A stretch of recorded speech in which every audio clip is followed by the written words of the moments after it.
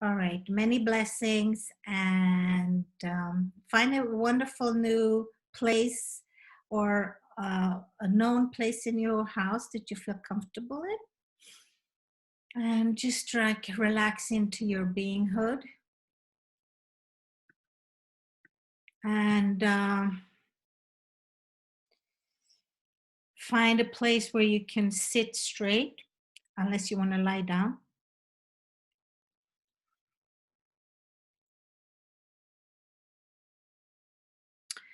And make space for your own self to be held by loving kindness and Mother Earth and divine light and God and Hashem and our angels for protecting us. So let's invite to our right Archangel Michael, who really wants to show kindness and protection to us in these difficult times. And to our left, we have Gabrielle for healing and also for endurance and strength. And from our back, we have Raphael, who's also for healing and also for medicine. And this month of Iyar, the Hebrew month, is about healing our bodies, healing our mind. And may this planet see the end of this virus and the pandemic this month, God willing. And in front of us, we have Uriel, Archangel Uriel,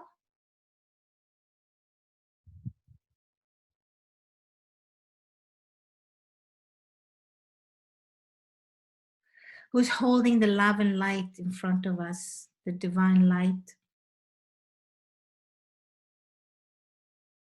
and wanting us to really, really find our true connection to our soul, our neshama, our nefesh, ruach. And so imagine that you're now sitting inside a waterfall of light coming down from your higher self, from divine light, coming down, trickling around you.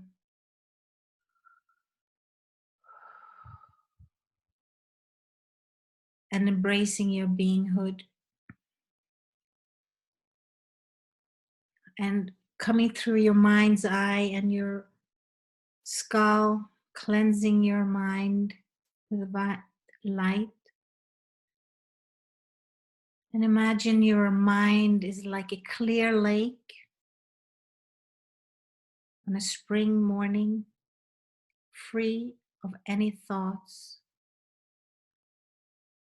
just loving kindness to oneself. And bring this calm light into your fifth chakra. Maybe holding a hand on your throat, just feeling what it is you need to share to yourself and the world. And let that love light come into your whole torso like a waterfall, cleansing your whole body and your arms and legs. Just pouring loving light into your being. Back into Mother Earth through your soles of the feet.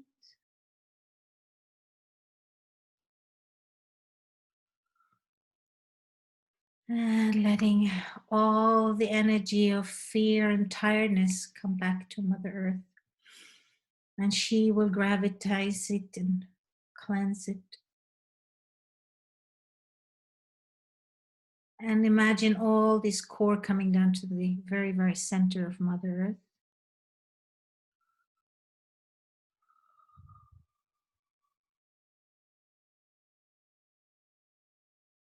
As you feel like a clean vessel with a golden dome around you protecting your being, imagine the pull of Mother Earth's gravity releasing everything you need to in that moment, and purifying your whole being, and letting the gravity come slowly back up to your body. And Mother Earth, sweet, warm, loving, pulsating vibration coming into your legs, your chakras, your bottom chakras, first and second, creating spaciousness and whirlpools of red spirals, and up to your solar plexus, into your power center, swirling into newness, and up to your heart. And put your hand on your heart and your hand on your stomach. Just gently sway with this golden red, beautiful, spirally Mother Earth. And breathe her into you.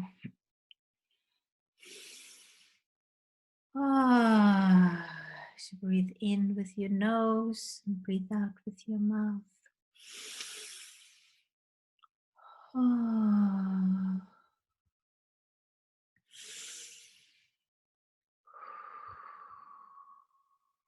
Let her heal all your 4 chambers in your heart from the pain and sorrows of our life.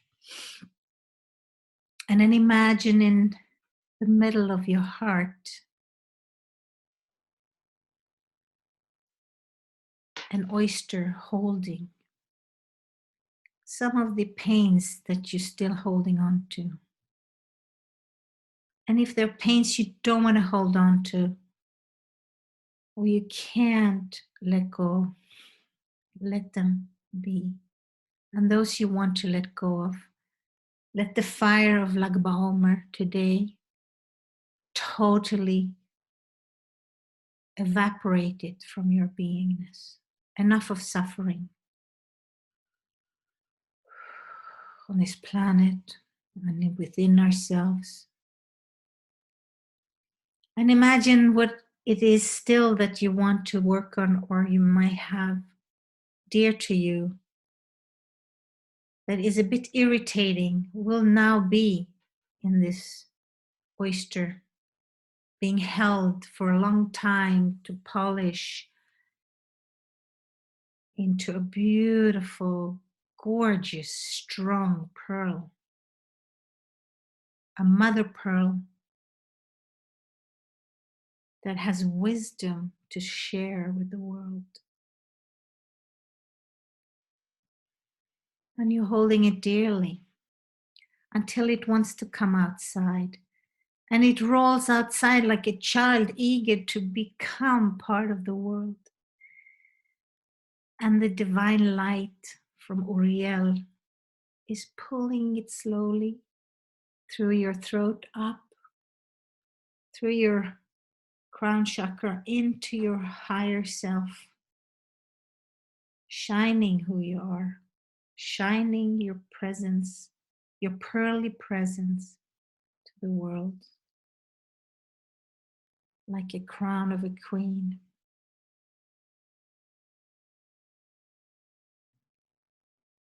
And together we can hold our hands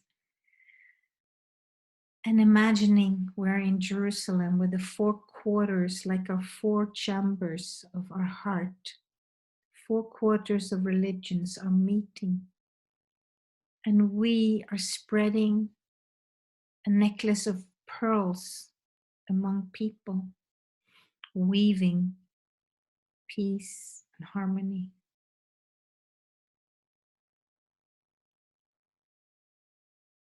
Love and light.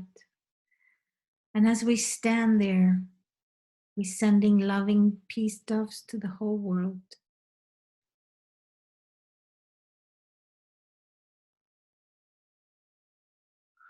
Wanting to share the world, share with the world the peace of the feminine and wisdom of Mother Earth.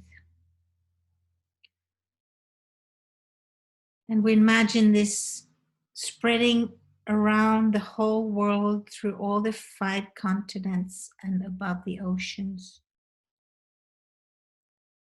And making gentle white swirls of love and kindness. And seeing all the fires that are cleansing around the world, away the old, for Lag Baomer. As well as igniting our hearts again with passion to live a new future.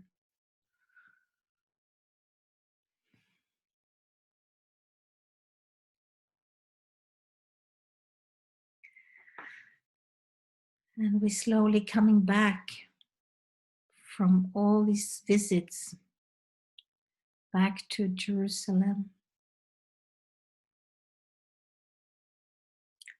And holding hands together. And we are in a place of unity and kindness. And slowly we close the big, big, big circle around the world and bring it home in a condensed format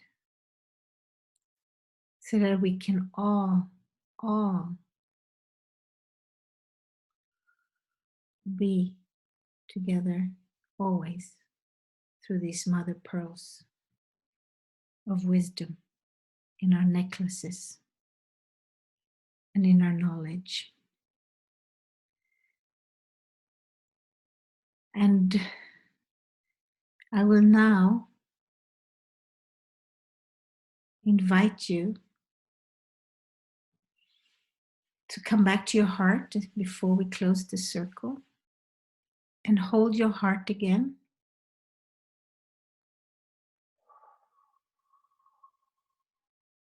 Just sink in more into the chair or the sofa and just really, really appreciate who you are and the beautiful wisdom you have in your heart.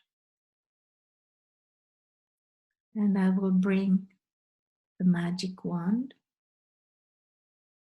back now to Amrita or Achutan. And I would like us to keep this space of joining hands energetically, even if we are in a Zoom land. And I apologize you can't see me, but you can hear me at this point. And I am breathing myself back into this little chair in a Swedish cottage in the woods. And I'm so glad that you're all here from all parts of the world. Hawaii, Paris, Jerusalem, Sweden, Israel, California, United Kingdom. And may we bring our loved ones here tonight to heal as well. Thank you. And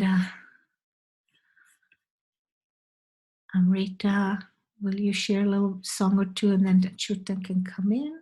Maybe Achutan comes first if she has to go. Okay. Achutan? Okay, so let's do that in a soft space. And I'll put speaker. Achutan, will you share with us Yeah. a little bit what you wanted to bring forth? The wisdom. I have no wisdom. I remember last week with Amrita, we were talking about pearls and relics. So I dug out one of the 7. This is a 7-color relic. Let me see if we can see. There we go. See? Okay, I set it in a special way. Wow. It's 7 colors. I don't know if you can see. I got it from a master in Taiwan many, many years ago. He gave it to me. So I just set it, and it was very strong. Basically, I cannot wear it. It's kind of tough to wear. I wore it for a while, but then it feels really weird. So I don't wear it anymore. Now I just, keep it. And I also had some of them which are white, but I don't find it. I got some from Tibet many years ago when I was in Tibet traveling, and I walked into, I have experiences. I would just walk into a monastery and a monk would follow me. And then I was wondering, why are they following me? And then suddenly somebody would show me, gave me a relic, a Sri Shra, which is this white pearl thing we talk about. And I was holding it. They said, he gave me 2 actually. What am I going to do with it? And I said, at the beginning, I thought they want money. I said, no, I don't want money from you. And then I said, okay, thank you very much. And I was just holding these 2 relics. And then I met a friend in Tibet, and he's a tour guide actually. So I asked him, I said, is this a common practice that they are giving the Sri Ra to tourists? And he said, no, I've been a tour guide for many years. I've never heard of. Yeah, they're giving you the relic. I said, oh, wow. So I gave him one, actually. I gave him one and I kept one. And then all through the years, somehow people would give me a master's or monk or somebody will give me relics, but I all the time distribute it. I don't keep much stuff for myself anymore. I had enough of stuff, so I just keep giving it to people. Last one I did was when we were doing a cleansing in the ocean. I threw it to the ocean, give it back to the ocean. And then I bought another one back to India. I mean, sometimes they're really strong, but you need to meditate with it. You cannot see it if you put it in your hands. But I also went to some exhibitions of Buddha's relic, and some of them you can feel it, like from a very big, far distance. You can feel the whatever emanated from it. So Sri Ra is something that they said it's from enlightened beings after they died and after they were burned, and it comes out from the bone. So normally I think the bone one is white, the hair one from the hair is black, and from the flesh is red. And the one I show you just now has red, orange, blue, green, black, and 2 crystallized color. I don't know if you can see. Beautiful. Let me see if it's Wow. easier to Amazing. see. This is easier to see with black. It's actually better through the white. Maybe white under. I have nothing white. I have nothing white. Yeah, better. Okay, yeah. Okay. So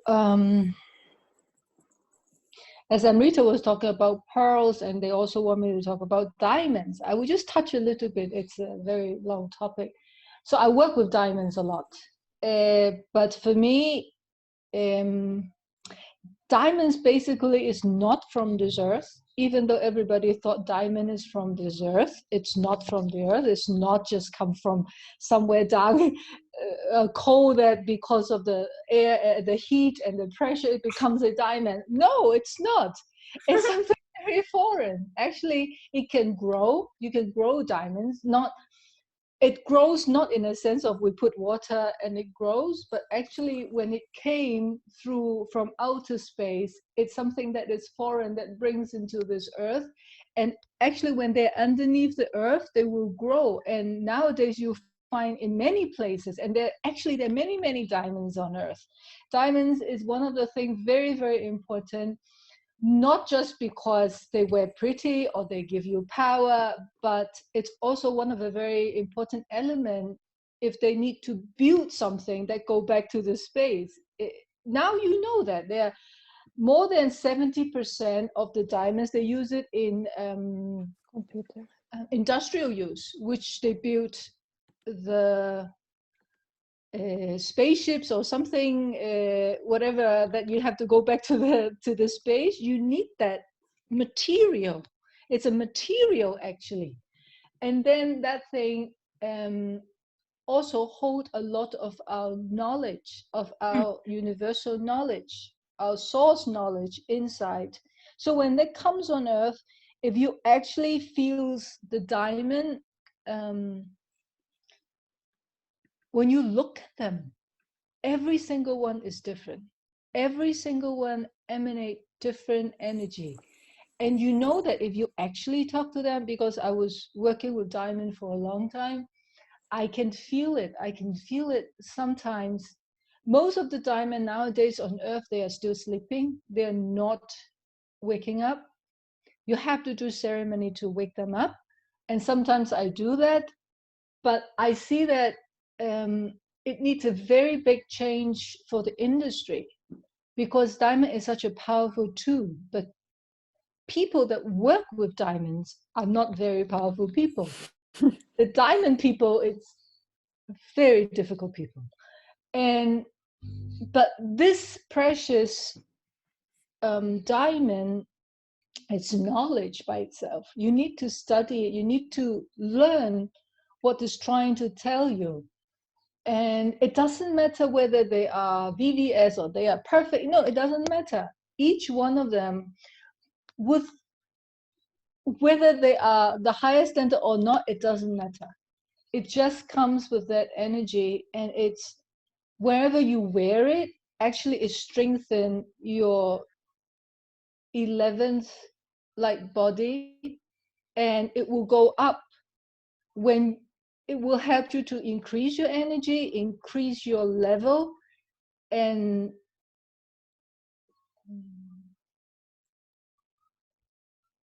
it will jump. When you grow, your diamond grows with you, and their knowledge inside each particle of the diamond. Diamond, it's a form of liquid light. So you can try, if you have diamond at home, put it in water, do a small ceremony with it, and drink the water. And the memory, the knowledge from the diamond will come out from the water. You can drink it. So this is a way for you easier to connect with the diamond. So they are not just a piece which you wear at night. It's not. They have much, much more knowledge inside it. And in the Indian astrology, diamond is really, they always have diamond. Diamond is always on Earth's sense, they're always something very precious. Not because that you don't find it. You know, we have so much diamond on Earth underneath the ground. It's just, you know, De Beers is trying to hold it for everybody. They're trying to make a market, but we have too much to an extent that they have to stop it. If not, the price will drop. So they are precious because it's alive. It will grow by itself. It will contact each other. And in our DNA, in our RNA, we synchronize with it. So this is something, do an experiment yourself. If you have a small diamond, it doesn't matter what types, try it, feel it, and let us know next time. How about that, Amrita? I love that. Okay. I am going to do that. I actually have a very small one. in a ring that my mother gave me when I was born. So it's in a box. I never wear. I very rarely Oh, you wear. have to take it out. They don't like to be in a box. Oh, I They didn't don't know. like to be Thank you. You see, I underground. knew I had to ask you this. You don't like to be in a I'm box. gonna let it out You need now. to Like, give them a how kept you shower. there? You need to put it out in the sun. She will dance in the sun. She's happy because she's not awake. She's not happy to be underground. She wanted to come out. It's funny because not long ago I had a very strong spiritual experience for many months, and a part of it you're making me remember out of it, because some crystals, rocks, or some of them, one of them, the diamond, and more as I have, they start talking to me, and I thought I was hallucinating, and I could see them as beings in other realms, right, where we actually had an amazing connection with these stones, and also they were part of our spiritual Guide. yes, and the beauty that they were showing me in which they were weaved. You could tell so much from someone by looking at their jewelry in that space I was. And then I felt like that jewelry I was seeing was sacred. And for the first time in my heart, I felt, oh my God, like I've been not caring for the pieces that were given to me. So you remind me of this. I had forgotten. I also said, I made a promise I'm going to honor this too. And I could see it a part of a sacred femininity that is lost. And I had forgotten about this. Thank you for bringing this. I don't know why I knew I had to ask you about this. When I heard Eva saying Achutan works with diamonds, I don't know, my intuition said, please ask Achutan. So Diamond people. We're the diamond people. Oh my God, this is amazing. Wow. Yeah, it's a very interesting topic. I always felt a big rejection when I was little, because one side of my family had quite a lot of money, and it was always giving me jewels. But I was from a very early as a child, I was in another quest of finding worth not through material things. So I rejected many years, many things. I went through a transformation. I found my pearls too. Through that brought a lot of tears, pearls. What I call tears sometimes is when you really see through something that you thought it was bad, or something that was heavy for you, and you see through it and find the truth, the hard truth, something that brings you home. All of a sudden that is not heavy, and all of a sudden you bring it home, right? In that sense, nothing is rejected. I call those pearls, those tears that bring you home, I call them pearls. Mm-hmm. In this world, there are two kinds of tears. At least for me, there's always been two kinds. The ones that keep you from the heart, and the ones that bring you back to the heart. When you find it's funny because we are separated by one tear, the first tears, and we come home by the second tears. And it's a word that I love, that we come to the atonement. For me, the tears of atonement bring us completely home, and is when our spirit can come in. Before those tears, the spirit cannot even come. We have not purified. So in a sense, we are also refining ourselves, right? Like bodies, like jewels. We are polishing those edges, and polishing our minds, cleansing our thoughts, in a way that we're bringing out all that creates separation. And when that is transformed and it's not creating separation anymore, then it's creating only unity, right?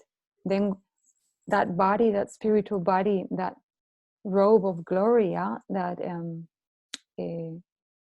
Jesus talked about. I'm sorry if I name Jesus sometimes. I really need to name Jesus. I found out through Eva that maybe Jewish people don't like Jesus so much. I'm speaking from my heart, so I do not want to impose or wish this, but for me, he's very close to my heart. So I find his words transform. This is another one of my pearls. I call Yeshua my pearl because I went to a Catholic school and I rejected for 12 years so much everything. I get out so angry with the nuns, with everything. And years later, I woke up, I had a revelation and an awakening through Yeshua. And oh my God, I just found everything that I had been taught. I had been misreading. And then everything was released in its truth.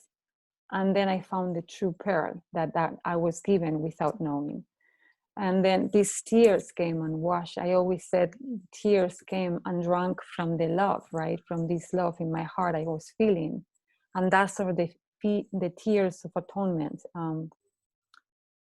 So it's an amazing. Thank you, Achutan, for bringing. This is so beautiful what you said today, and I'm gonna treasure these words you shared for the next weeks because they're touching fibers within me that needed to be touched to weave even more beauty and make sense for me right now since my heart awoke, right? Since the mind was released. What I find is just like pieces, like amazing pieces from a puzzle. Everything is beautiful and everything fits in perfectly. It's through the heart, there's nothing out of place. This is amazing. So yeah, this is what I can share at the moment. Great. Okay, so I will go first because the kids are, Yeah, keep you need knocking to on go the door barbecue. and like, the barbecue, the tofu is ready. Oh wow, enjoy So, the tofu. and the tofu. So, see you girls next time, whenever that is. Thank And you, namaste. Achutan. And maybe just to remind people, Achutan does also this grid of protection against the virus. If you're interested, you can contact her about that too. She has images. Many blessings. The images, you guys can just copy it and Yeah, put I it on. sent it to some of you in the email. Yeah. My kids go out with the sticker, they all the time give me, said, we're putting sticker, it's like a QR code. And then they go out with it. My husband went to work with the sticker and everybody see this sticker. And yeah, you guys put the sticker, if not, you don't go out. So Yes. it's working. Great. Yeah. Okay. Bye, have fun. Say hi to Jerusalem and everybody. Okay, bye. Bye. Thank you. Chag Sameach. Okay, so welcome Laura from Paris. You joined us. Hello, it's nice to see you. Oh, you're muted. So we can do a little sharing now, or you want to continue, Amrita? No, you can do a sharing. Okay, let's open the mics. Everything is possible. I don't even need to share anymore. If someone else wants to share, it's fine. Singing and your song, your wisdom. Okay, I'm unmuting everybody. If somebody wants to share, or Laura, I want to say hi from. I would like to share because I have to go soon. Oh, Helen, yes, sure. Well, it's just lovely to be with you guys. I loved all the stuff about the diamonds. That was fascinating. Yes. I loved about the pearl. I love that. Amrita, when you were talking about the crying, the tears that bring you home. I thought that was really beautiful because I love tears, but I like that how you distinguish the two types. And so this is lovely. It's very nice to join with this group. Well, there was something else I was going to say, which I can't remember right now. It's gone out of my head. But this was wonderful. I really enjoyed the meditation. And Anything you want to say about Maui or your work with the Zohar now in Lag Baomer? Oh, well, it's well, during this pandemic, it's what has helped me so much when I'm in that spiritual place, because I feel like it's a new world. We're totally entering into a new world. Right. What I said yesterday is this is no longer the 20th century. Wow. And it's really interesting in that there is like finding the truth now is extremely difficult. So I have to go to a spiritual place, because whatever is being put out there in the world as truth is just, they don't understand. You know, I mean, everybody's talking like they understand, and they don't, and obviously none of them knows what's going on. So that's a very beautiful spiritual place to be in. You know, that we have to open and really find out what is the truth right now. Right. Because it's like truth has disappeared in the normal, in our usual relative material sense of the word. So so it really opens up that channel to rediscovery of who we are and where we're going, and et cetera, et cetera, et cetera. I don't even know what the questions are, you know. Yeah. What are the questions? Maybe that's the place we have to start from. So I love you all. I have too many things to do, and I will join you again. And thank you guys so much. This is brilliant. Great. God bless you. And take care. Say hi to Shayna and everybody. I will. Okay. Shalom. Shalom. Oh, there was one thing I wanted to say when you were mentioning Jesus, Amrita. I've been doing a lot of historical studies. I call it historical. And, such interesting. I mean, Jesus was a Jew. What are we going to do? You know. Excuse me. So, and there's really some ancient, very ancient, you know, history of him leaving Jerusalem when he was 13 or 14 and going to India and studying with the Buddhists, which makes complete sense with me, coming back because he learned a lot of cities, you know, with the Buddhists, and came back. And so, you know, and I'm learning a lot of so many different very interesting things, Abraham and Brahmin and all of the amazing connections which can, you know, connect us all in, you know, really one religion, one world. Bless you all. Baruch Hashem. That's what I like. One religion, one world. Woo! Understanding each one of the magical mystery wonders, you know. Yeah. For me, they're all like, I always say I'm a Jew, I'm a Christian, I'm a Muslim, I'm all of them. I'm a Hindu. Because for me, they are the underlying truth is through all of the religions. And each one has its own jewel. They're like gems on that amazing. If we could crown the whole earth with that, there will be gems on that crown on this beautiful planet. And to learn the secrets of each one. Okay, gotta go. Oh, namaste. Shalom. Hi, Helen. Did I share? Yes, Teresa. Just as Helen was talking, a pearl fell off this necklace. No way. Oh, wow. Oh my God. Amrita gave me this necklace. Oh my God. Pearl just fell in my lap just now. Oh my God. And earlier, that's amazing. Amrita asked me to share about the blue pearl. And maybe it's your time to share about the blooper. Maybe. So it's just that in India, in the lineage of the Siddha Gurus, I learned about this blue pearl that Baba Muktananda wrote about in Play of Consciousness, which he saw as a scintillating pearl, blue. And he said it was the vehicle for the spirit to go to different worlds. And so, yeah, the blue pearl. And it's the size of a sesame seed. And really? And I was in my guru's ashram in upstate New York. and they were talking about eating food and not to just wolf your food down like a dog, but to chew it really carefully.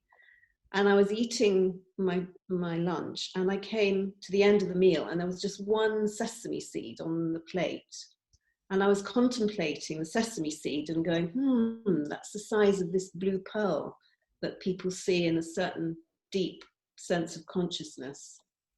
And just then I looked up, and Guru Mai, who was in her ashram, was just there, and she looked at me, and it felt she was acknowledging my state of just looking at this sesame seed, which was exactly the same size. And just for her to be there was an acknowledgement of my, I was feeling very still and just looking at the pearl, the sesame seed, and contemplating the blue pearl. And I haven't seen it, but I had a spiritual grandmother in Siddha Yoga called Charity James, and when she was very sick, she said she could see double the blue pearl. So, and Amrita actually has seen a grid of blue pearls. Yeah, for many years I've seen on and off this blue pearl that I call it the blue dot until Teresa told me the story of the pearl. And I didn't know I was seeing this blue dot when I closed my eyes all the time. And it seemed to be there hovering in front of me, amazing blue. And it was so funny. Just after the experience I had that was super strong 2 years ago, instead of one, I keep seeing now, I don't see one anymore. I see a whole grid of them. I call it, or I recognize it as the grid of Christ consciousness. And so, yeah, it's something surrounding the whole thing. And it's like in diamond shape. So just each edge of the diamond are blue, like very, very deep blue. I never gone to, I don't know, maybe I've gone to other places to this, now that I think of this blue pearl. I just didn't know I was riding a blue pearl. But yes, my spiritual experiences has started after I was seeing this. So yes, I guess so. I found it interesting that there is all these through pearls, and for me it's like very profound symbol. Also because it's found in a living being, right? In a mollusk. Well, crystals are beings also and are living, but they're made. They are found inside flesh, and that's what I mean. So for me, the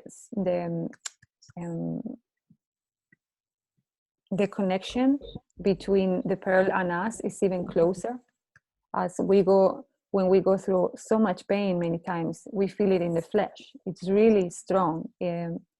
That process where we need to go in, before we do that, there can't be any kind of spiritual awakening. And that is amazing, because that's what I feel what we're doing globally at the moment. And of course it's going to be hard. It cannot be not hard. And we need to be patient, because what we're doing now, it's like we are going in a global scale. And sometimes we need a virus, in the same way the pearl needs the parasite to come in, something external to be uncomfortable. And it is discomfort is a warning, right? It's always a warning of change. If we don't feel the discomfort, there's no change coming to us. But discomfort is always like knocking before that shift, that change is coming. So it's really funny, because I feel it's the alarm, or what is going on in the world now. It's just saying there's a spiritual awakening coming in a mass scale. And of course it's going to be we humans want to avoid the discomfort, but I feel it's part of that transformation. And pearls for me are the symbol. They're amazing symbol of this. Yeah. Mm. The irritant that we're working on, that creates the pearl. That's what you mean. I found an amazing quote too, and I didn't know this before, and it's about it's in the Revelations book 21:21, and it calls about the New Jerusalem.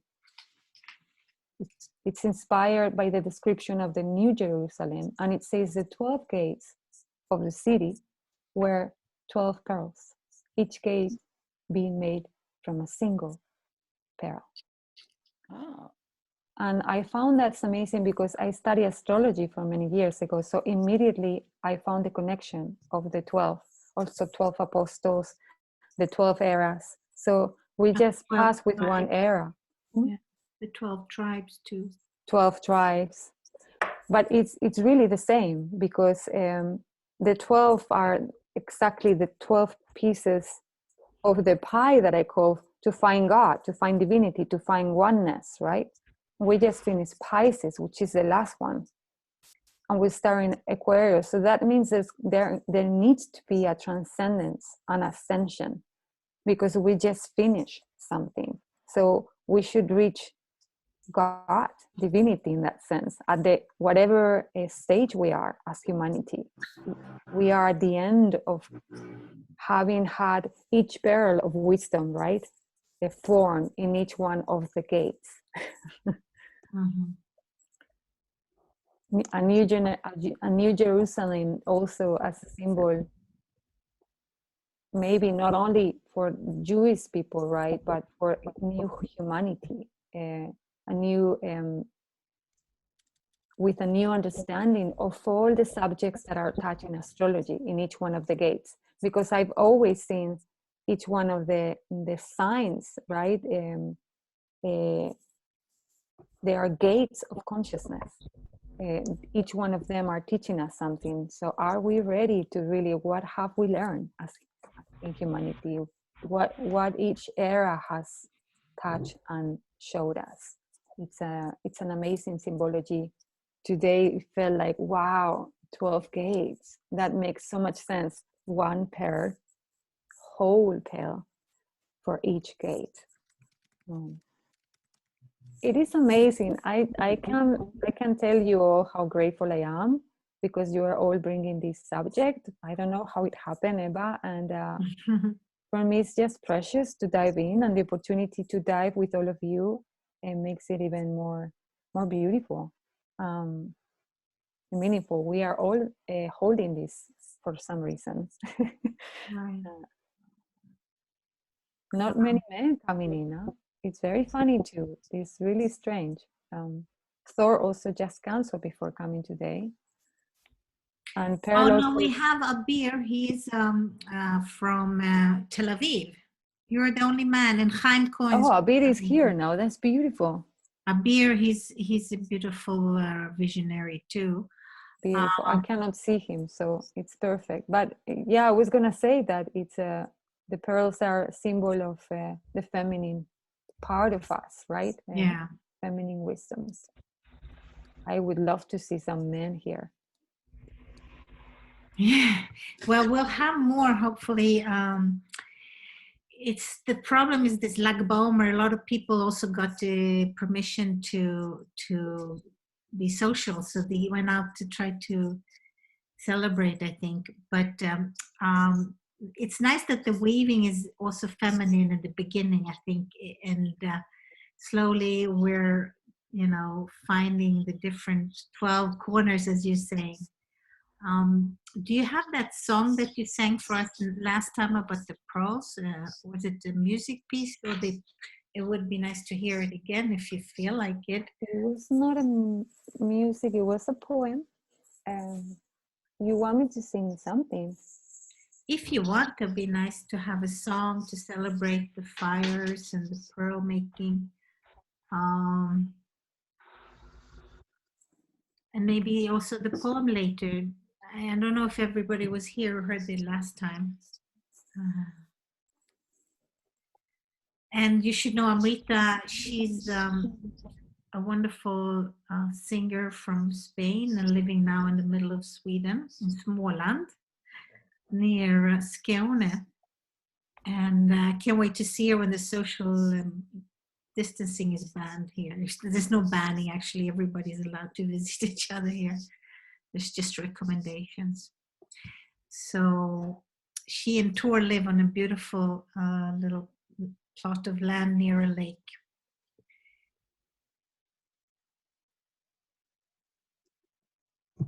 Do I have one song with, I have another song named Pearls too.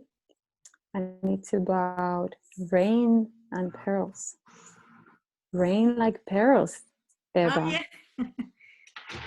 So when I visited Amrita, it was a really beautiful evening, summer evening in Sweden. You know, the sun sets around 12 o'clock at night. And suddenly there was a lot of rain over the lake. And I think we spoke about pearls. And suddenly there were these big raindrops, and they were like big like pearls. And that's, I think, how we're now very much wanting to weave these pearls of light. Yeah, for many, a few years now, maybe 7, 8, many times when I close my eyes, I see drops of water on a lake. And that's the image, very beautifully falling. Ding. And it's so peaceful, that image. And it's so clear as if I would be in front of a lake watching.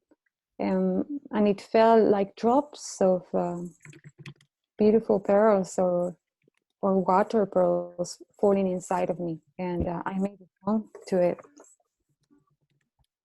And I call them drops of consciousness. Ah, wow.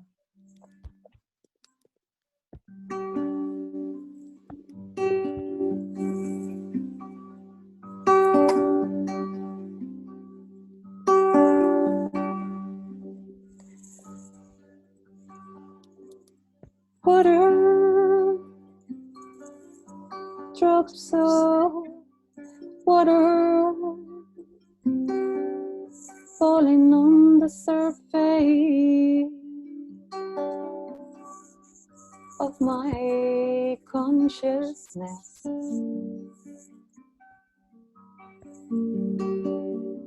Like pearls, so softly falling on the fabric of my closed eyes. Water,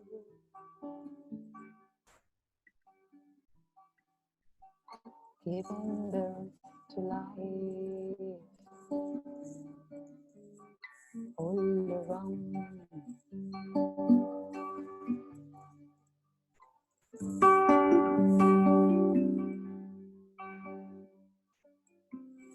Water, precious water,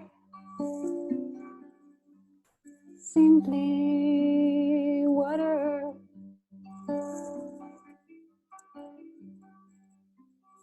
Our true gold, like purity. Ooh, it's symphony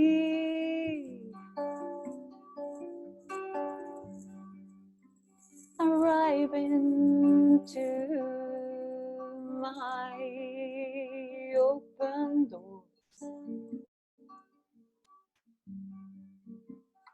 Water,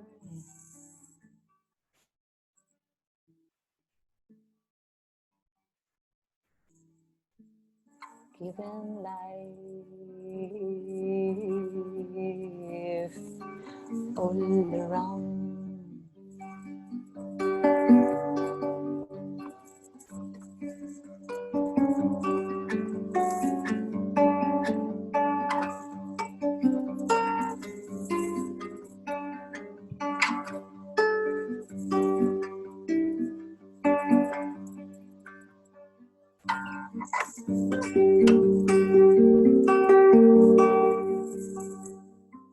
And now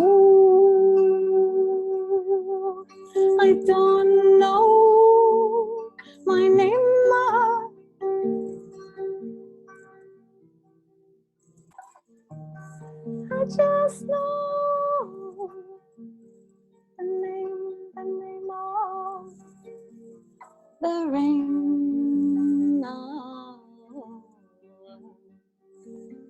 I know, I know, I know, I know. I don't know my name. Oh.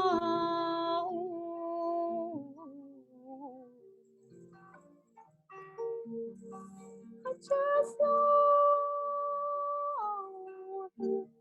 the name, the name, the name of the rain.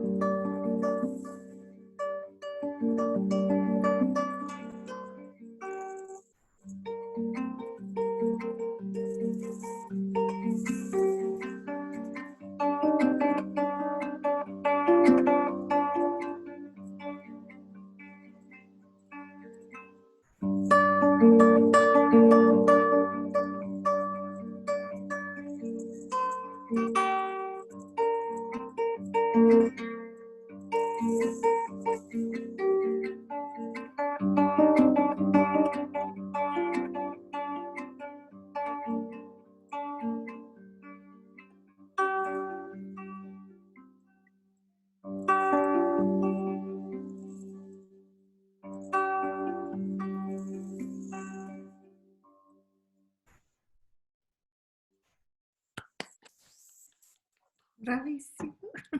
Yay. Very lovely. Thank you for the water. Oh, my guitar is not too bad. I'm not practicing very much. Wow. Oh, Hola. Gracias. nada. Hmm. A song to water, to pearls, to tears. Yes. I think we're not dealing enough also with the grief of the people who are dying in this pandemic. It's not much talk about. I feel a lot about a lot of people crying. There's a lot of tears around in my chats because I know many people from Spain. So it's heartbreaking to hear the messages sometimes. I know a lot of nurses, so their messages are heartbreaking when I hear it. They're calling normally crying, and many people are very scared, losing friends, and they're exhausted. And yeah, it's something really, really, really strong at the moment, and I think we don't hear half of it. Yes, but I feel it's something the world is going through. It's making also, I can see the development in these conversations when people are touching other levels of themselves. So it's the pearl stage again. No? It's the tears that are the first ones, right? It feels like you're coming away from your heart, but what you're doing is you're diving deeper. So what I feel, what happens is that love, in order to be transformed, or the heart, in order to open new petals, it needs to be water. It's like a flower, and these tears made it. It's like the water for it to deepen, to open to deeper layers. And it has to do like that. It's very uncomfortable for us. We want to avoid pain, but that's what makes us human. This is the only place where we can experience duality. That's why we came here. We forgot that we came here to experience this. Now the revelation is going to be when we understand, we remember, oh, this is duality. We're experiencing just one side of us, one part of us. We need to forget. That's the first tears, the first pain coming in. We came in with forgetfulness. Very few people come and remember. That's the first tear in coming human. We made this promise to forget, to remember again, to come back to God. But in order for God to play in this level of consciousness, we need to forget parts, that oneness that eternity, that beingness, right? Of beingness, the whole. And our promise to God is to fulfill, to come back, but also to experience just one side, one understanding, one point of view that is precious, because without us, without each one of us, it would be a missing piece in the whole. Huh? Right. Then the soul needs to travel those 360 degrees of the circumference of the circle of God, eternity, the whole. That's all, the 360 degrees again, the 12 gates, the 12 eons, the 12 eras, in remembrance of the whole, and then lifting, transcending the duality, these dimensions, and going to the next level of consciousness, in which we are one experimenting duality, the other one in front of us. We won't experiment physicality, this body anymore. It's an amazing opportunity.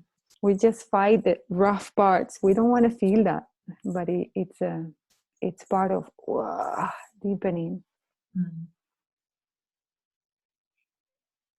When you were saying that we come here and we forget, and there's also the Kabbalistic saying, I don't know if it's the Midrash or the Kabbalah, but they say that the embryo or the baby in the womb is learning Torah or wisdom, and then before we're born, the angel comes and puts his finger on top of our mouth where we have that little indentation. That's where we have indentation, because the angel says, now you'll forget it all and you have to relate. Don't tell anyone. Shh. Don't even tell yourself. Yeah, so we have to discover it the whole lifetime, all that, the wisdom of God. It's so beautiful. It's so perfect in the end. It's amazingly beautiful and perfect. And in the end, it's funny when those other tears come, the ones of atonement, when you see through a whole it, the only thing that comes is laughter. It's like a cosmic joke, because then you see that not one tear of the other ones was misplaced. You see the perfection of it all. And I don't find these experiences, it's specific or unique to me. I've heard this from so many people that I know at one point it happens to everyone. This is part of it. This is the journey of the soul. When once you're home and all of a sudden you're not rejecting any of it, and you will not change a hair of the experience, which sometimes is very difficult to imagine, because there's an amazing experiences we're going through of pain and separation. When you see through it, wow, it becomes the more beautiful, even the more beautiful, because the farther you feel, or the most impossible you feel to see that, the revelation would come in a bigger way, in a more amazing way. And this is for sure is going to come to everyone. I know this with every hair of my being. I don't know how I know this. I just know. It's the only thing that makes sense too. For me, there's nothing outside God. It's impossible. And you think everybody will become able to elate into that space of revelation? Will people, some of them staying behind, or will, because they also speak at the Messianic times that he will elevate, or she elevate everybody to come there, or will some people just lag behind? It's really funny, because when they ask this question, they're asking it from duality and from time and space. But eternity is in the heart always. There's no time and space. Everybody is going to leave that. I don't know when. I'm not sure if all in this lifetime. Many in this lifetime. Many, because we are in the time of revelation at a massive scale and an ascension. And that is really the truth within my heart. Maybe some, not in this time. But if it's not in this, it's the next. It will happen. It cannot not happen. You're a part of God. God cannot expel you. You are God. How can you spell, I'm going to spell my finger. I'm going to come, but my finger, you are not going to come. You've been a bad one, you know?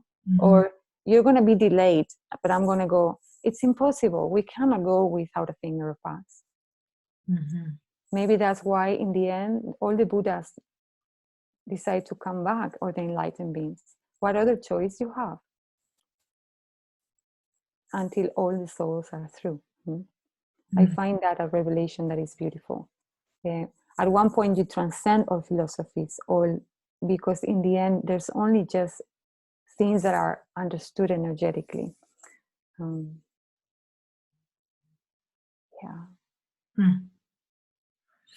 God willing, we'll all. For example, another example is the angels, right? From my circle of friends, they still speak of them from the Catholic point of view, very limited, right? They only see them as personality outside, as someone outside. And I don't see angels like that. For me, they're very powerful energies, very close to God. So I bring the angels within me. Each angel signifies, it means something within me. Then it's something that nobody can dispute, because we all have these forces, amazing forces that we are more ready to embrace. The more revealing, the more revelation comes within ourselves, the more of that force you can embrace, right? More in the core you drop in, the more petals of your heart open, the more of that flower. It means that you're coming more home, more into that heart, more into the core. So there's nothing outside, all is in. How it's not possible to not have God in. What is possible is more forgetfulness about that. But I'm just talking about the light. If there's so much light and people not being able to hold so much elation, suddenly. What is elation mean? Elation. Elevation. Elevation. If there's so much light, why people they cannot hold the elevation, you mean?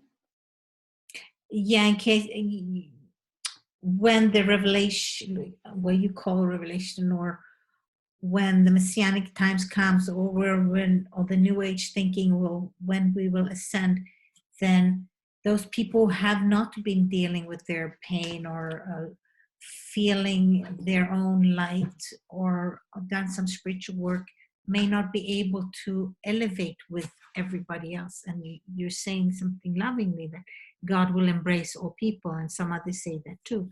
But sometimes I wonder, those who are really stuck in their old ways or in the dark places, will they be able to ascend? And the way I see it is the way physics. I love to study science too. So maybe this is a point to start to explain through science better. And Einstein already was saying, right, about the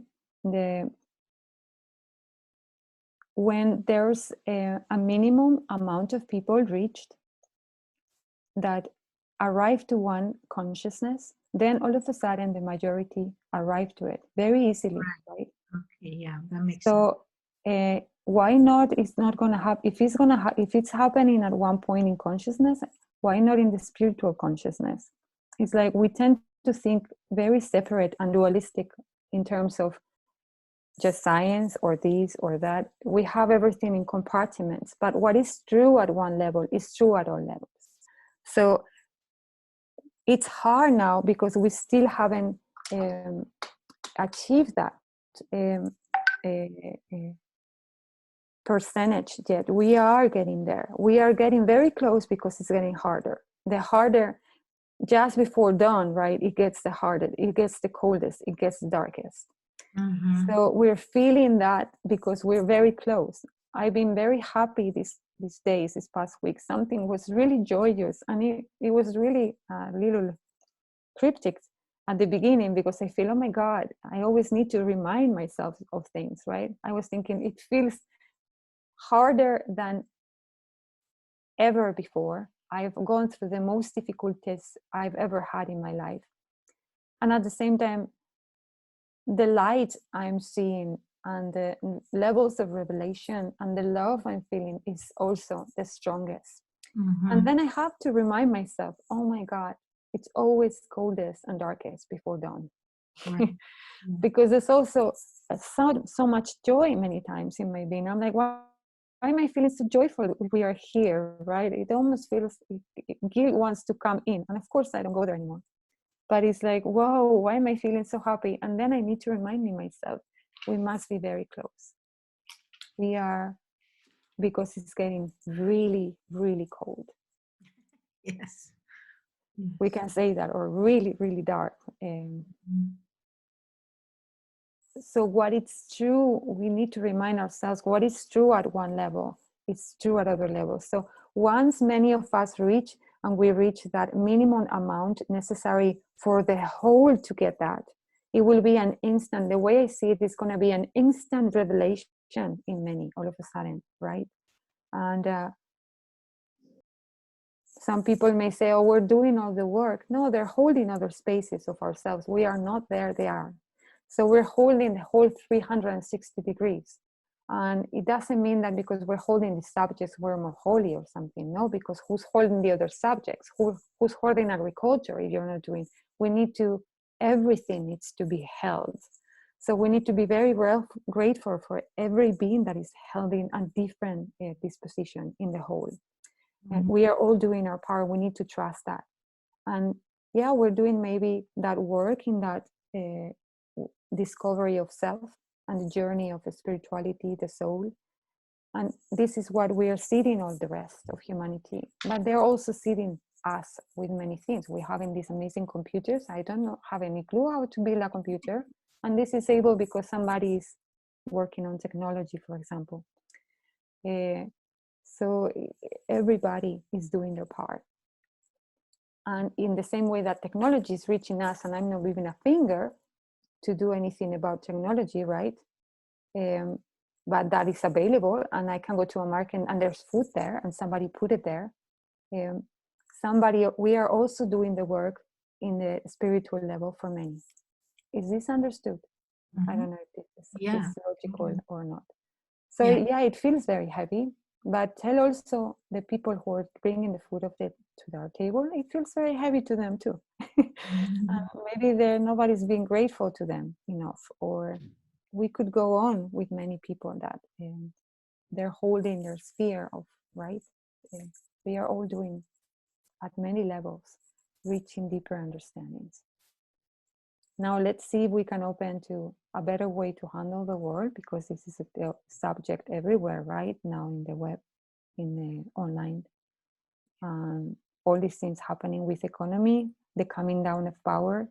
If really this power sphere can be transformed, we have learned enough about this as humanity. What are we going to do that is new? Or are we going to fall back to the old? What is our pearl of wisdom surrounding power? This is going to be something amazing to witness. Yes, absolutely. I'm praying for that really true wisdom come from this too. Do we know how to build a different economy that is not so destructive? This would be a key to all of us. Right. We're trading and finding ways to manifest the materia in ways that are not making people work low pay and poor people getting poorer and richer. Have to find the balance on so many levels. That's why this virus outbreak will take some time until, oh, hello, Kat, from another being from England. So, yeah. Very close to my friend, I think. Oh, yeah? I think so. They're close. Enough now for people to talk. Unmute. Okay. And we have Chaim Cohen joining. Yeah, my friend is in Totnes, so. Nice. Okay. Yes. Any sharings of wisdom? If Amrita could just summarize in like 2 minutes what she said, because I unfortunately had another meeting. So if she could just summarize. Well, I think maybe Eva can send you the recording. I get That the would be- recording, but just now so we can participate in the discussion. How can I summarize, Eva? Okay, from where, which part? Hi, we were talking about a lot of things. We were talking about the wisdom of the pearl and that the diamonds have memory and that we need to take them out if we have diamonds in our closets. They don't like to be hiding. And we're talking about bringing out the Messianic times, and we're talking about the 12 gates of consciousness, and we talked about Lag BaOmer and the fire clearing the past. A lot of things we talked about, Chaim. We were talking, the last thing we touched is that Eva was asking me if some people are going to be left behind. How is that going to happen if every consciousness is going to rise all of a sudden in many people, right? And I was just making the explanation or the comparison to Einstein, right? About the monkey, the millionth, how was it? 100th monkey effect. 100th monkey effect. And when a certain amount of people reach a level of consciousness, whatever they reach it, now we're talking about a spiritual level, then everybody gets it. So basically, we will see that when we have reached that many people would maybe get instant enlightenment, or they will know things all of a sudden. They will be very clear about things that maybe has taken us years and years to develop or understand. That would be very accessible to people. I found that also meditation has been easier and easier through the years. That probably is because not only I've been doing it more, but in my sense is that more people are also doing it. So then it's easier to get to a level of relaxation in meditation, because many people are reaching that level. Then if you want to reach deeper, right, it's when it gets tough or not so easy, because there's less people at that level. So it's now I was sharing in my opinion, right, this is my perspective, the way I see it from my point of view. I don't see as a part getting enlightened and the other part not. For me, we are one being, one whole, one family, one body as a humanity. So we cannot leave a leg or a finger behind. It's very dualistic to think these people will get, or these people will go into this place and these other people will go to the other place. It creates a lot of fear, and it's again creating separation. So in my sense, in the same level that we are getting the fruits from other places, right? We're reaching, we are gaining knowledge, or we're getting the advantages of places where we are. I have no idea about technology or how to build a computer, and I still gaining a lot from using one, and I have that available. In that same way, many people will get these fruits, from our years and years and hours of self-development in the spiritual sense. That will be shared too. And of course, people, they need to have, that's what the world is going through. Another thing we touch is that there cannot be a revelation, or we cannot reach the heart without the tears of first of to see our pain, and then of transformation. Their tears are the means of transformation to reach the atonement, the part that we are rejecting about ourselves.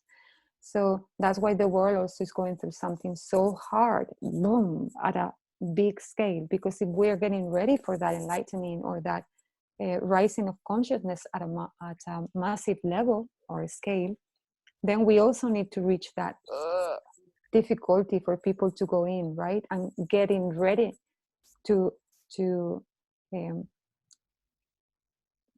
soften that soil for those seeds to sprout, right, of spirituality. That is always it comes through, as in my understanding, it cannot be without a certain level of pain or of tension to build that spiritual muscle too. It's hard, but that's why we're going through a really global scale now. Many of us knew we came to help in this. I hold a few memories before coming in. I won't speak today about this, but I will tell Eva. She was asking about this. It will be going into much, but we know this was going to happen, and it was going to be difficult. Yeah, I'm going to hear that story another time. Maybe another time. Yes. Do you have any conclusions, Chaim, from this short synopsis? No, just the Not understand. really short, huh? That was great. Okay. The idea is that we have to go through the state of tears. Is that a necessity? Is that a prerequisite to cry, to shed tears? Oh yes, tears are the water for the heart. I've been doing a lot of healing work in me first, and then I was offering it to others for many years. And it was funny. One of the things I call Christ consciousness tuning, right, or the heart consciousness, but deep heart consciousness Okay. tuning. Every time I was doing this work, I knew we were close to the heart. I knew every time we were close to the heart when the tears were shed. Before these tears, if these tears were not coming, the person was still far away from the heart. And it was amazing how every time I've witnessed this, I don't know how many cases, hundreds, every time that the heart is closed, the person, whoa, starts just breaking down and tears come, and then we know we've reached truth.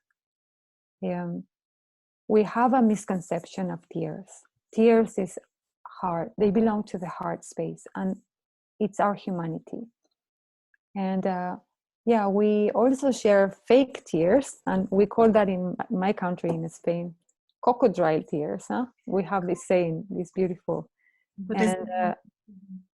Crocodile tears. It's also in England, also United States. Yeah, is it there too? Okay, beautiful. So it's a world thing. Perfect. So it's when we are not reaching deep enough, right? And we are just crying these tears that are more associated with what we want instead of what we need. When tears are associated and we are crying them because of what we want, and what we want for only selfish purposes, right? Just to feel my pain, or only me. Those first tears are very hard. And they serve to crack that first layer around the heart. Then we enter into the cave of the heart, or the heart of the heart. Once you enter into the heart of the heart, always the other tears come.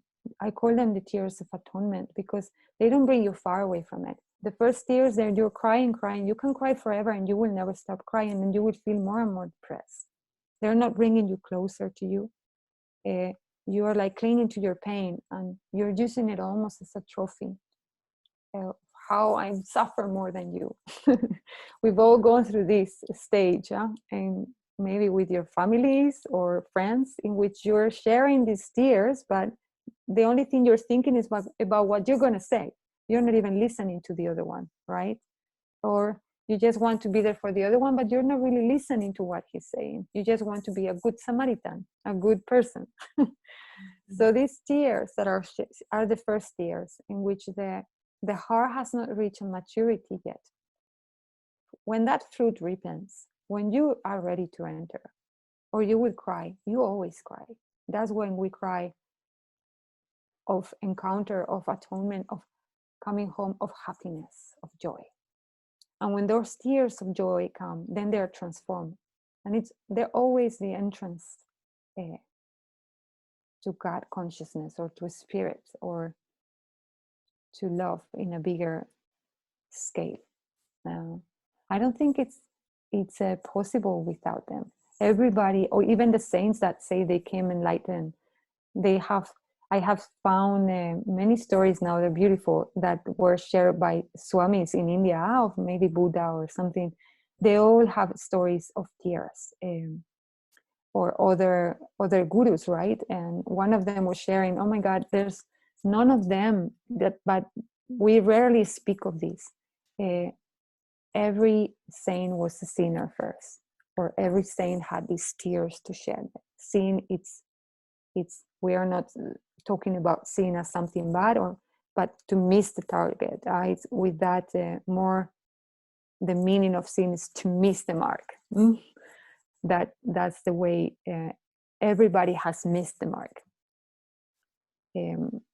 That's the atonement, when the revelation comes, when the veil is lifted, and all of a sudden, oh my God, I was seeing it with other eyes and I couldn't understand it. That was my tears, was from separation. Now my tears are of revelation. Therefore, coming back, I came home. Nothing was misplaced.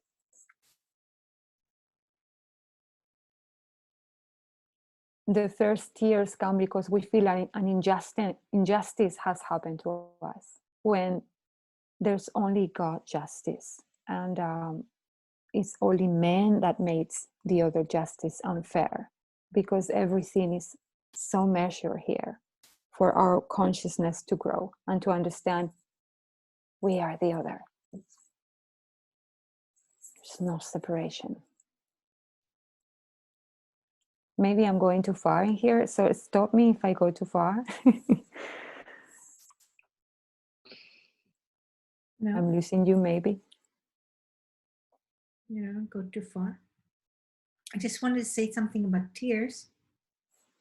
Rabbi Nachman, who actually did the Tikkun HaKlali, that piece of music you like. I love that. I just love, I adore that. Amazing. There's something about it, yes. Yes, so Rabbi Nachman ben Fege, he was a great grandson of Baal Shem Tov, who was a Hasidic Jew. He wrote a lot of things. Actually, his student, Rabbi Natan, wrote a lot of his teachings. And one of the teachings is about tears. And it's fascinating. He says that it's like a purging, not just like the sorrow, but sometimes if we have a traffic accident or we see something, we need to cry, because the pearls of the tears are shedding the trauma that came into our body. So we need to sort of cry out what we visually see, not just emotionally. It's fascinating.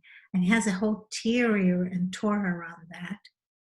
And another thing I also like about Rabbi Nachman, he talks about clapping our hands a lot, or clapping. It clears the energy like this.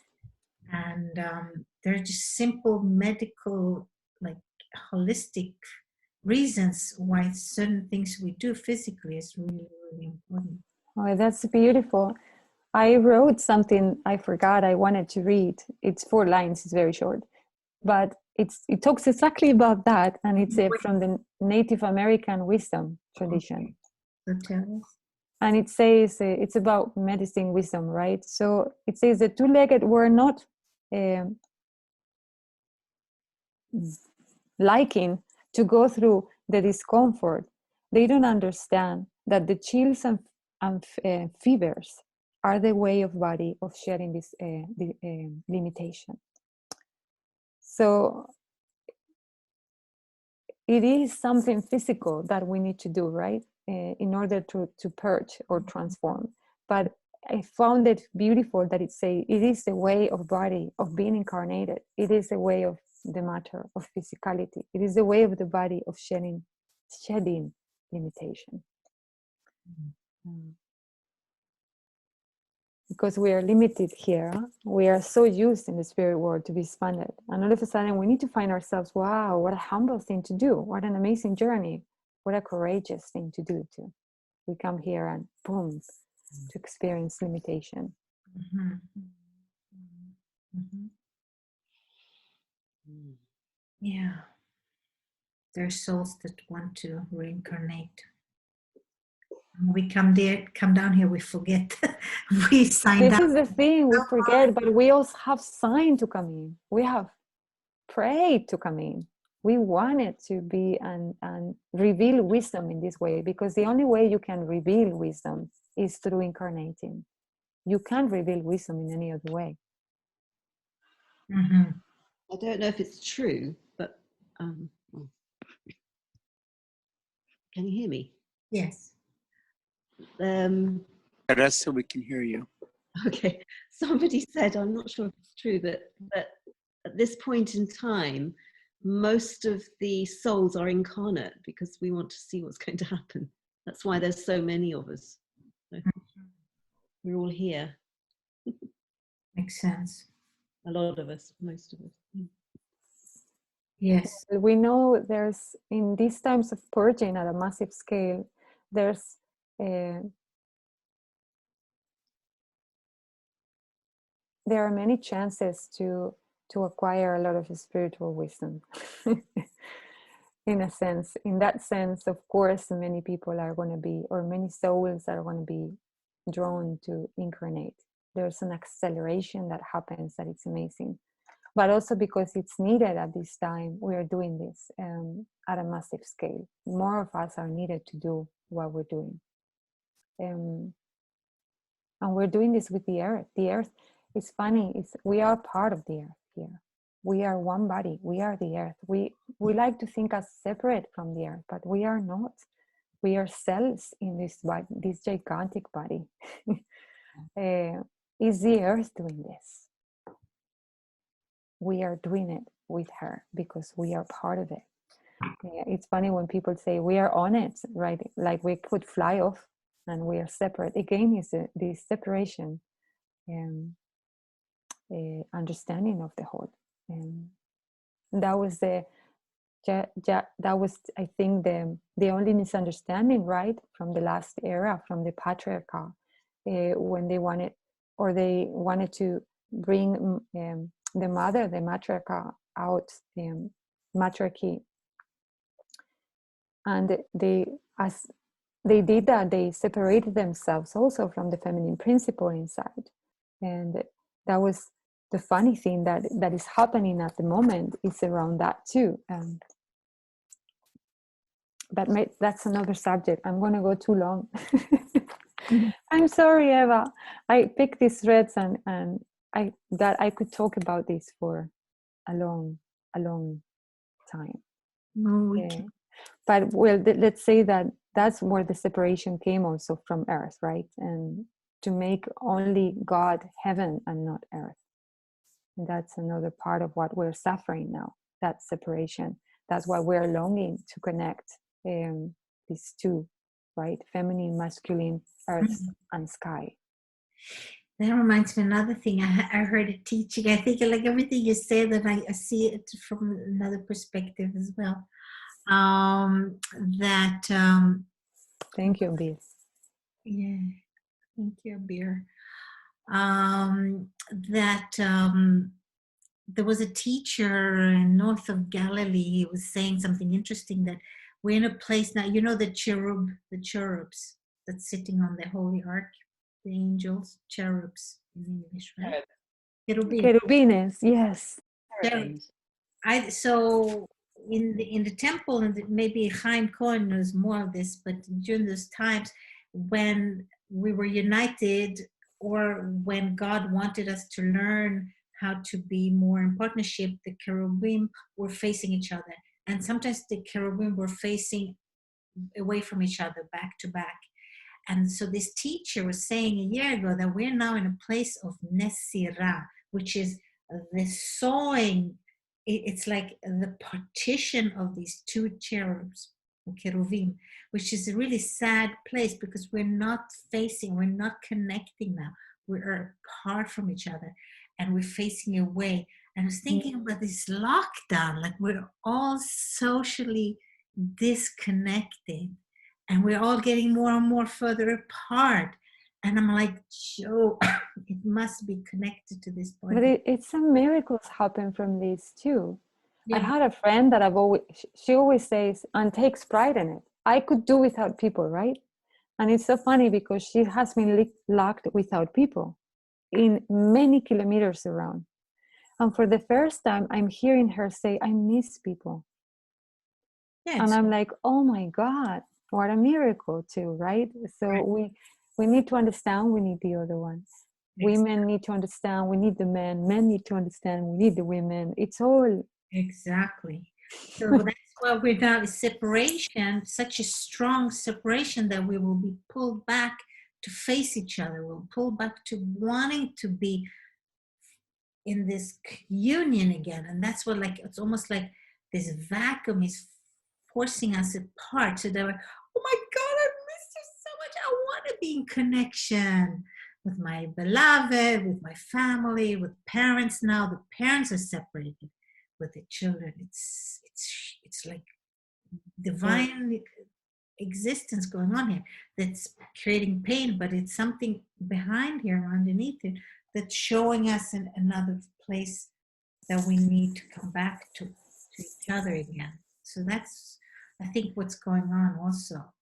But again, it's the laws of the universe, the polarity. We need to experience. There's no way we can experience that. There's no linearity in nature.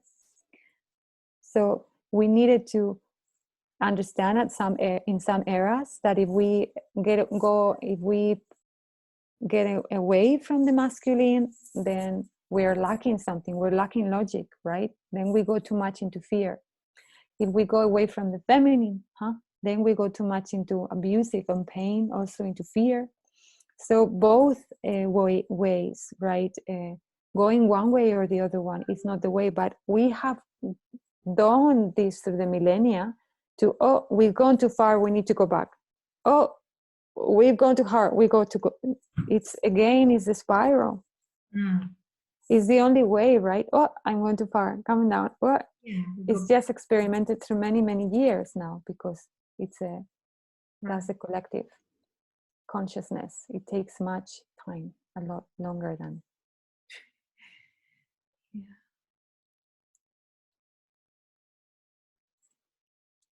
I'll share a little bit about whatever you requested about the cherubs.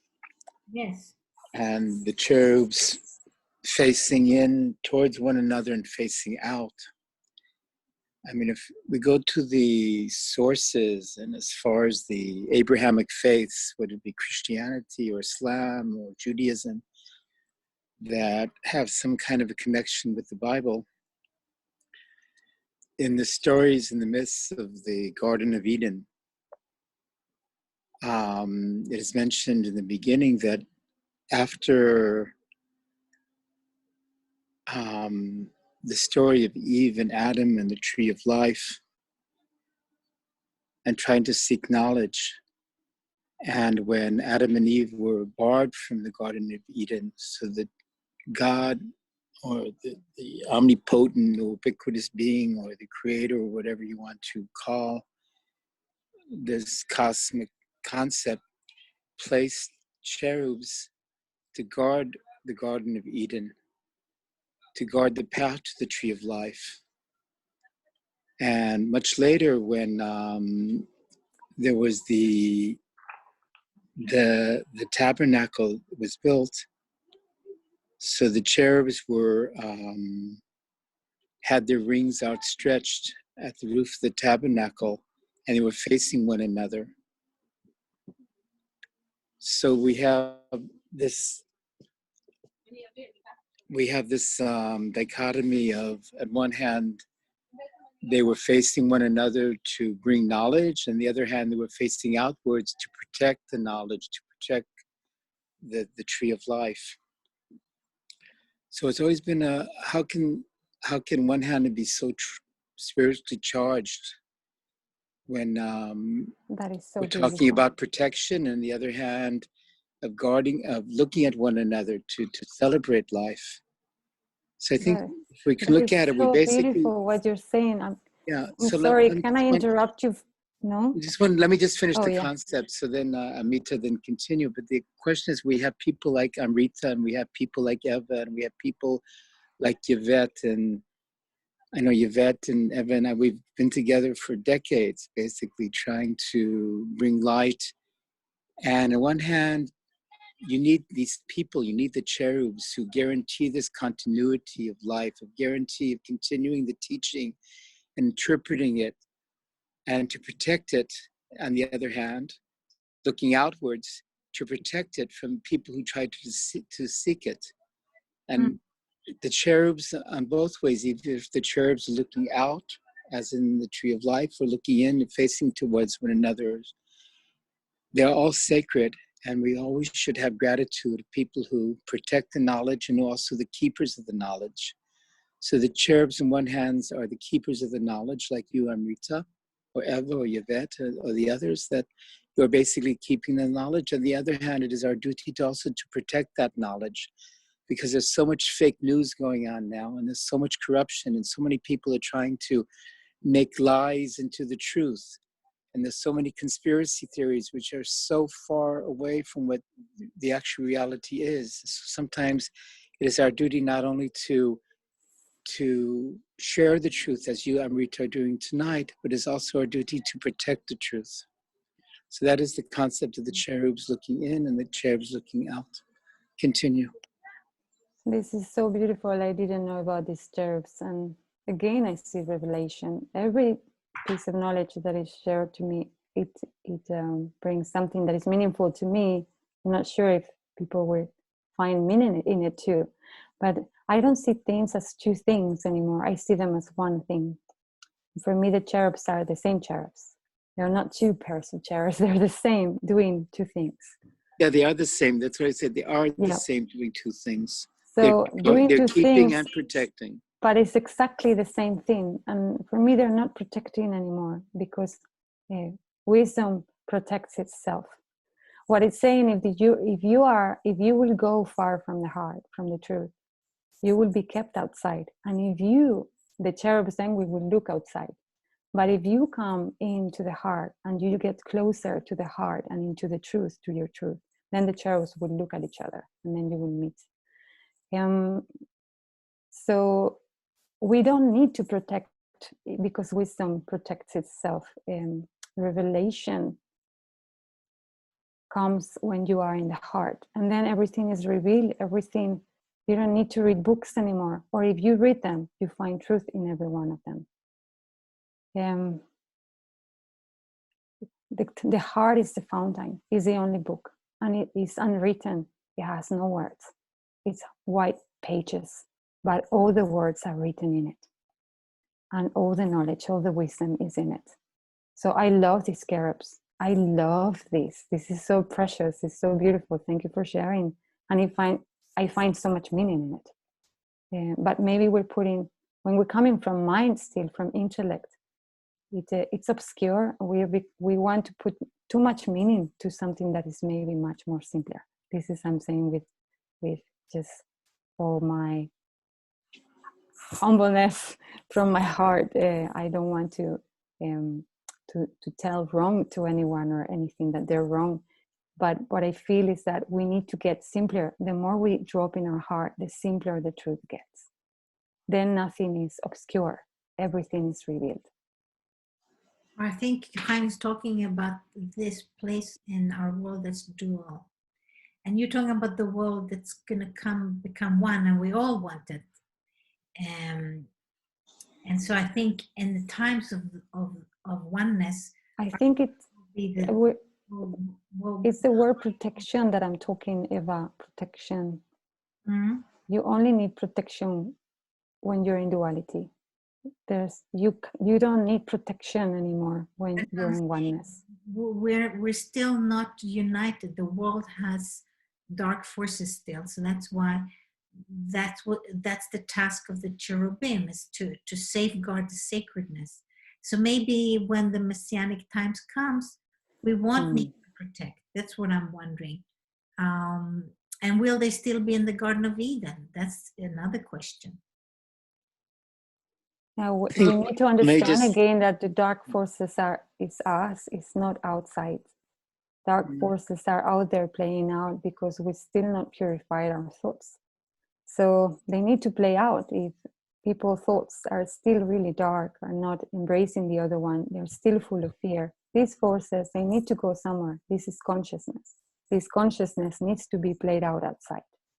So it's really us. It's nothing attacking us. It's only us from within. Once we understand this, then there's no fear. Yes, they're going to play out. Then we just need to hold more consciousness within. They're going to play out. Then we need to magnetize more hearts. That's our task. Until enough hearts are magnetized enough, then the forces won't be able to play out, because it's just science. If it's in within, it needs to show somewhere. It needs to go, that energy. We feel thoughts are doing nothing, or what we do hiding in our homes don't count. It counts. Every thought counts. Every hair of your head is accounted.